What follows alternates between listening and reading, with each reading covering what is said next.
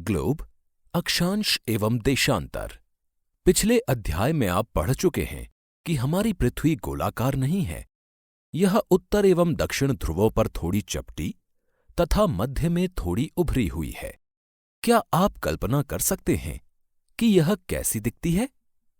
इस संबंध में जानकारी प्राप्त करने के लिए आप अपनी कक्षा में सावधानीपूर्वक ग्लोब को देखिए। ग्लोब पृथ्वी का लघु रूप में एक वास्तविक प्रतिरूप है।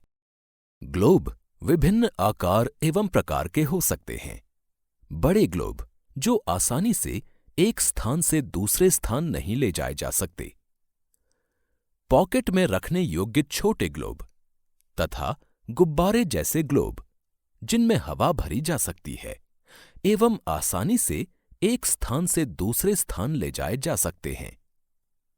ग्लोब स्थिर नहीं होते हैं। इसे उसी प्रकार घुमाया जा सकता है जैसे कुम्हार का पहिया या लट्टू घूमता है। ग्लोब पर देशों, महाद्वीपों तथा महासागरों को उनके सही आकार में दिखाया जाता है। पृथ्वी के समान किसी गोले पर किसी बिंदु की स्थिति का वर्णन करना कठिन है। अब प्रश्न यह उठता है कि इस पर किसी स्थान की स्थिति कैसे बताई जा सकती है। इसके लिए हमें कुछ बिंदुओं एवं रेखाओं के संदर्भ की आवश्यकता होती है। आप देखेंगे कि एक सुई ग्लोब में झुकी हुई अवस्था में स्थित होती है, जिसे अक्ष कहा जाता है। ग्लोब पर वे दो बिंदु जिनसे होकर सुई गुजरती है, उत्तर तथा दक्षिण ध्रुव हैं। ग्लोब को इस सुई के चारों ओर पृथ्वी की भांति पश्चिम से पूर्व की ओर घुमाया जा सकता है। लेकिन याद रखें, इन दोनों में एक अंतर है। पृथ्वी पर वास्तव में ऐसी कोई सुई नहीं होती है। यह अपने अक्ष पर चारों ओर घूमती है, जो एक काल्पनिक रेखा है। एक अन्य काल्पनिक रेखा भी ग्लोब को दो बराबर भागों में बांटती है। इसे विषुवत वृत्त कहा जाता है। पृथ्वी के उत्तर में स्थित आधे भाग को उत्तरी गोलार्ध तथा दक्षिण वाले आधे भाग को दक्षिणी गोलार्ध कहा जाता है। ये दोनों बराबर के आधे भाग होते हैं। इस प्रकार विषुवत वृत्त पृथ्वी पर एक काल्पनिक वृत्त बनाती है एवं यह पृथ्वी पर विभिन्न स्थानों की स्थिति बताने का सबसे महत्वपूर्ण संदर्भ बिंदु है। विषुवत वृत्त से ध्रुवों तक स्थित सभी समानांतर वृत्तों को अक्षांश या समानांतर रेखाएं कहा जाता है। अक्षांशों को अंश में मापा जाता है।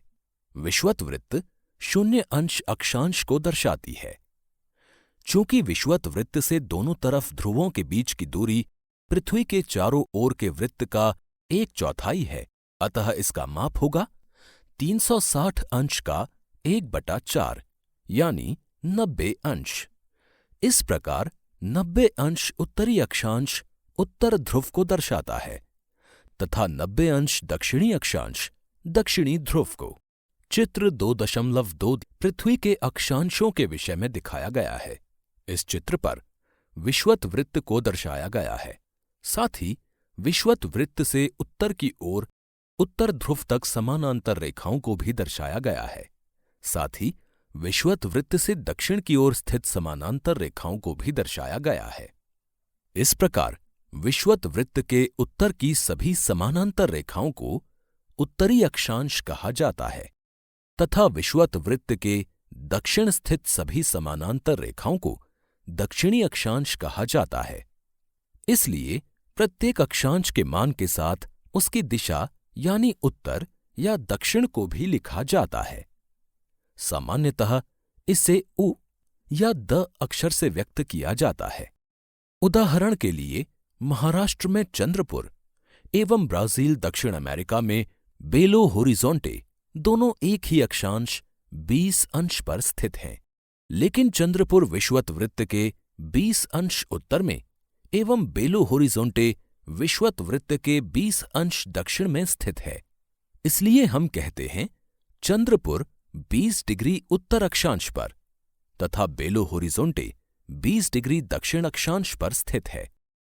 चित्र 2.2 से स्पष्ट है कि जैसे जैसे हम विषुवत वृत्त से दूर जाते हैं, अक्षांशों का आकार घटता जाता है। महत्वपूर्ण अक्षांश यानी समानांतर रेखाएं। चित्र 2.3 में महत्वपूर्ण अक्षांश एवं तापकटिबंध दर्शाए गए हैं।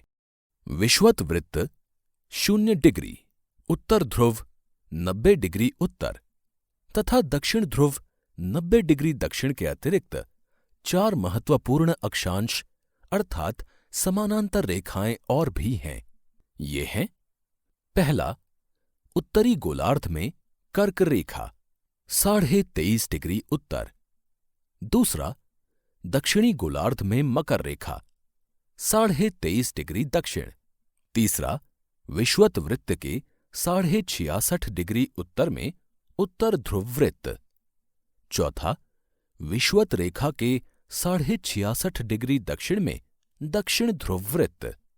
पृथ्वी के ताप कटिबंध। कर्क रेखा एवं मकर रेखा के बीच के सभी अक्षांशों पर सूर्य वर्ष में एक बार दोपहर में सिर के ठीक ऊपर होता है, इसलिए इस क्षेत्र में सबसे अधिक ऊष्मा प्राप्त होती है तथा इसे उष्ण कटिबंध कहा जाता है। कर्क रेखा तथा मकर रेखा के बाद किसी भी अक्षांश पर दोपहर का सूर्य कभी भी सिर के ऊपर नहीं होता है। ध्रुव की तरफ सूर्य की किरणें तिरछी होती जाती हैं। इस प्रकार उत्तरी गोलार्ध में कर्क रेखा एवं उत्तर ध्रुव वृत्त तथा दक्षिणी गोलार्ध में मकर रेखा एवं दक्षिण ध्रुव वृत्त के बीच वाले क्षेत्र का तापमान मध्यम रहता है, इसलिए इन्हें शीतोष्ण कटिबंध कहा जाता है।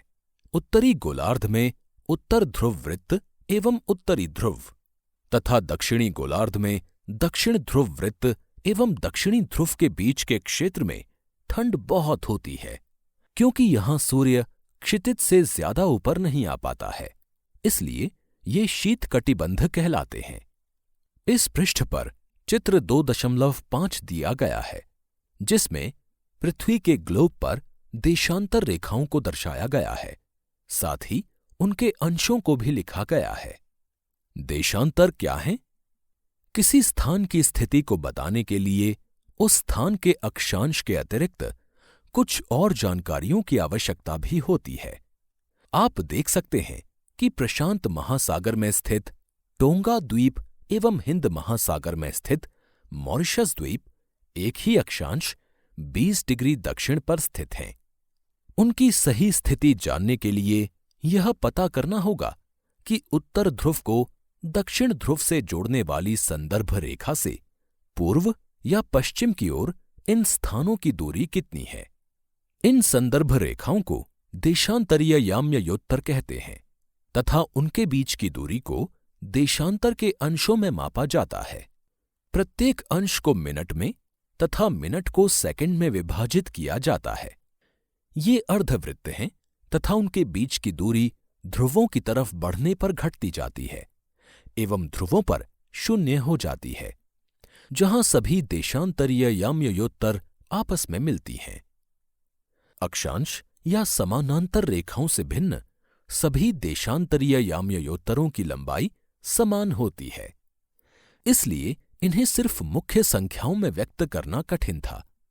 तब सभी देशों ने निश्चय किया कि ग्रीनिच, जहां ब्रिटिश राजकीय वेधशाला स्थित है, से गुजरने वाली याम्योत्तर से पूर्व और पश्चिम की ओर गिनती शुरू की जाए।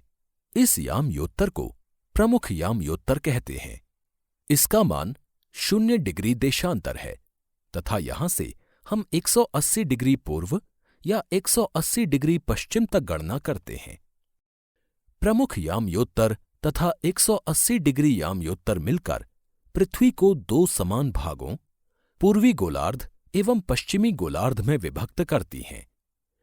इसलिए किसी स्थान के देशांतर के आगे पूर्व के लिए अक्षर पू तथा पश्चिम के लिए अक्षर प का उपयोग करते हैं। यह जानना रोचक होगा कि 180 डिग्री पूर्व और 180 डिग्री पश्चिम याम्योत्तर एक ही रेखा पर स्थित हैं। अब ग्लोब पर अक्षांश यानी समानांतर रेखाओं एवं देशांतरीय याम्योत्तरों के द्वारा बनी ग्रिड को देखो।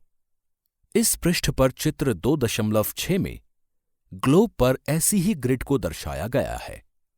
अगर आपको किसी स्थान के अक्षांश एवं देशांतर की सही जानकारी हो तो ग्लोब पर आप उस स्थान का पता आसानी से लगा सकते हैं। उदाहरण के लिए असम में धुबरी 26 डिग्री उत्तर अक्षांश एवं 90 डिग्री पूर्व देशांतर पर स्थित है। अब उस बिंदु को देखें जहां ये दोनों रेखाएं एक दूसरे को काटती हैं। यह बिंदु धुबरी की सही स्थिति होगा। इसको समझने के लिए कागज पर समान दूरी वाली क्षैतिज तथा ऊर्ध्वाधर रेखाएं खींचिए। ऊर्ध्वाधर रेखाओं को संख्या 1, 2, 3, 4 से तथा क्षैतिज रेखाओं को क, ख, ग, घ, ङ अक्षरों से व्यक्त करें। जिन बिंदुओं पर ये ऊर्ध्वाधर एवं क्षैतिज रेखाएं एक दूसरे को काटती हैं, वहां कुछ छोटे वृत्त खींचिए। इन छोटे वृत्तों को अ, ब, स, द तथा ध नामों से व्यक्त कीजिए। मान लीजिए कि ऊर्ध्वाधर रेखाएं पूर्व देशांतरों एवं क्षैतिज रेखाएं उत्तरी अक्षांशों को व्यक्त करती हैं। अब आप देखेंगे कि वृत्त अ ख डिग्री उत्तरी अक्षांश तथा 1 डिग्री पूर्वी देशांतर पर स्थित है। इस पूरे पृष्ठ पर विश्व का मानचित्र दिखाया गया है, जिस पर विश्व के समय क्षेत्र दर्शाए गए हैं। इस चित्र में ग्रीनिच रेखा भी दर्शाई गई है।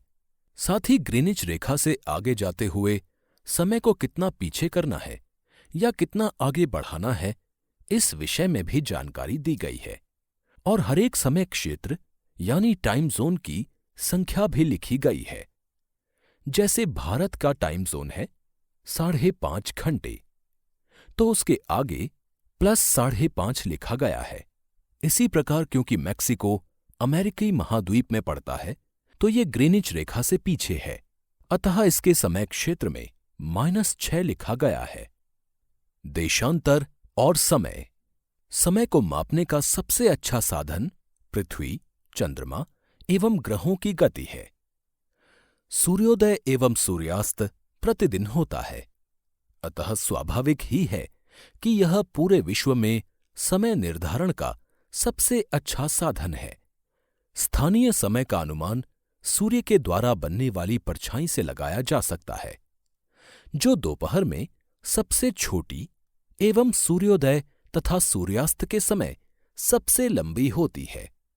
ग्रीनिच पर स्थित प्रमुख यामयोत्तर पर सूर्य जिस समय आकाश के सबसे ऊंचे बिंदु पर होगा, उस समय यामयोत्तर पर स्थित सभी स्थानों पर दोपहर होगी। चूंकि पृथ्वी पश्चिम से पूर्व की ओर चक्कर लगाती है, अतः वे स्थान जो ग्रीनिच के पूर्व में हैं, उनका समय ग्रीनिच समय से आगे होगा तथा जो पश्चिम में हैं, उनका समय पीछे होगा। यहां पुनः चित्र 2.8 को आप देख सकते हैं। समय के अंतर की दर की गणना निम्नलिखित विधि से की जा सकती है। पृथ्वी लगभग 24 घंटे में अपने अक्ष पर 360 डिग्री घूम जाती है, अर्थात वह 1 घंटे में 15 डिग्री एवं 4 मिनट में 1 डिग्री घूमती है। इस प्रकार जब ग्रीनिच में दोपहर के 12 बजते हैं, तब ग्रीनिच से 15 डिग्री पूर्व में समय होगा 15 × 4 = 60 मिनट, अर्थात ग्रीनिच के समय से 1 घंटा आगे, अर्थात वहां दोपहर का 1 बजा होगा। लेकिन ग्रीनिच से 15 डिग्री पश्चिम का समय ग्रीनिच समय से 1 घंटा पीछे होगा, यानी वहां सुबह के 11 बजे होंगे। इसी प्रकार जब ग्रीनिच पर दोपहर के 12 बजे होंगे, उस समय 180 डिग्री पर मध्य रात्रि होगी। किसी भी स्थान पर जब सूर्य आकाश में अपने उच्चतम बिंदु पर होता है, दोपहर में उस समय घड़ी में दिन के 12 बजते हैं। इस प्रकार घड़ी के द्वारा दिखाया गया समय उस स्थान का स्थानीय समय होगा। आप देख सकते हैं कि दिए गए देशांतरीय यामयोत्तर पर सभी स्थानों का स्थानीय समय समान है। हम मानक समय क्यों मानते हैं? अलग अलग यामयोत्तर पर स्थित स्थानों के स्थानीय समय में अंतर होता है। उदाहरण के लिए बहुत से देशांतरों से होकर गुजरने वाली रेलगाड़ियों के लिए समय सारणी तैयार करना कठिन होगा। भारत में गुजरात के द्वारका तथा असम के डिब्रूगढ़ के स्थानीय समय में लगभग 1 घंटा 45 मिनट का अंतर होगा। इसलिए यह आवश्यक है कि देश के मध्य भाग से होकर गुजरने वाली किसी यामयोत्तर के स्थानीय समय को देश का मानक समय माना जाए। इस यामयोत्तर रेखा के स्थानीय समय को पूरे देश का मानक समय माना जाता है। भारत में 82.5 डिग्री पूर्व अर्थात 82 डिग्री 30 मिनट पूर्व को मानक यामयोत्तर माना गया है। इस यामयोत्तर के स्थानीय समय को पूरे देश का मानक समय माना जाता है। इसे भारतीय मानक समय के नाम से जाना जाता है। इस पृष्ठ पर चित्र 2.9 में भारत के मानचित्र पर भारत का मानक यामयोत्तर दर्शाया गया है। कबीर भोपाल के निकट एक छोटे से नगर में रहता है। वह अपने मित्र आलोक से कहता है कि वो लोग आज रात्रि में नहीं सो पाएंगे। भारत एवं इंग्लैंड के बीच एक क्रिकेट मैच लंदन में 2 बजे अपराह्न में शुरू होगा, अर्थात भारत के समयानुसार मैच शाम के 7:30 बजे शुरू होगा तथा देर रात्रि में समाप्त होगा। क्या आप जानते हैं कि भारत एवं इंग्लैंड के बीच समय में क्या अंतर है? भारत ग्रीनिच के पूर्व 82 डिग्री 30 मिनट पूर्व में स्थित है तथा यहां का समय ग्रीनिच समय से 5 घंटा 30 मिनट आगे है। इसलिए जब लंदन में दोपहर के 2 बजे होंगे तब भारत में शाम के 7:30 बजे होंगे।